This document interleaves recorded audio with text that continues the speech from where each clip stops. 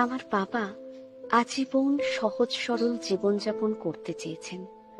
কোনো উচ্চাকাঙ্ক্ষা নেই, লোভ নেই, মোহ তাকে পরাভূত করতে পারেনি। রাতে নিস্তব্ধ ঘরে পকেট থেকে চশমা বের করে পড়েন আর খসখস শব্দে বইয়ের পাতা উল্টান। আমরা ঘুমিয়ে পড়ি।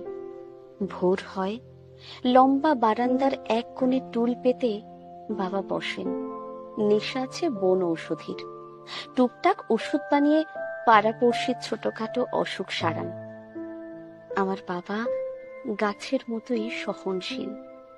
জীবনের বহু ছাল বাকলে পাতায় পাতায় নিজেকে নির্মাণ করেছেন। ছোট থেকে শক্ত মুঠিতে আমার হাত ধরে রেখেছেন, পাছে আমি ভিড়ের মধ্যে আলাদা হয়ে না যাই। তিনি আমায় বলতেন সব সময় সকলের সঙ্গে থাকতে।